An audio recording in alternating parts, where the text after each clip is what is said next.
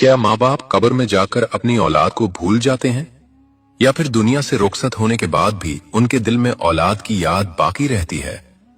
क्या कब्र की तन्हाई में माँ बाप अपनी औलाद की आवाज, उनकी दुआएं और उनके आंसू महसूस करते हैं? और अगर ऐसा है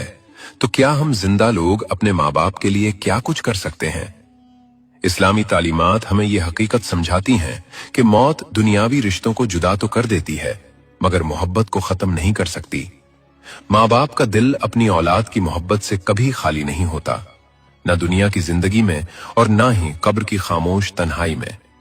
फर्क सिर्फ इतना होता है कि वहां जबान खामोश हो जाती है, मगर एहसास जिंदा रहता है। नबी करीम सल्लल्लाहु अलैहि वसल्लम की हदीस मुबारका हमें बताती है कि जब इंसान इस दुनिया से रुखसत हो जाता है तो उसके आमाल का सिलसिला रुक जाता है, मगर तीन चीजें ऐसी हैं जो कब्र में भी उसके लिए रोशनी बनकर पहुंचती हैं: सदका जारिया, नफा देने वाला इल्म और नेक औलाद की दुआ। यह हदीस इस बात की गवाही है कि औलाद की दुआ कब्र की दीवारों को भी उबूर कर लेती है, और यह फायदा उसी वक्त मुमकिन होता है जब रिश्ता सिर्फ नाम का नहीं बल्कि दिल का हो,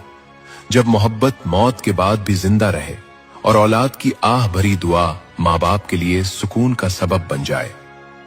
नाजरीन, मौत कोई अंजाम नहीं बल्कि एक नई जिंदगी की शुरुआत है,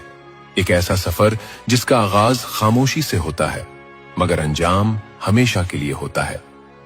ये दुनिया महज एक इम्तिहान गाह है जहां इंसान को चंद सांसें, कुछ रिश्ते और थोड़ी सी मोहलत दी जाती है, और मौत उस इम्तिहान का दरवाजा है जिसके पार असल नतीजा हमारा इंतजार कर रहा होता है।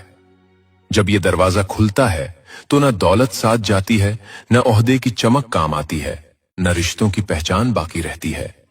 वहां सिर्फ आमाल बोलते हैं, वो आमाल जो हमने तन्हाई में किए, वो नेकियां जो दिखावे से पाक थीं, और वो गुनाह जो हमने ये समझकर किए कि कोई देख नहीं रहा।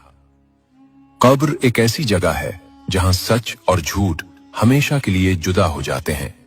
जहां गुरूर मिट्टी में मिलकर अपनी हकीकत खो देता है और इंसान पहली बार खुद को पहचानता है कि वो असल में क्या था,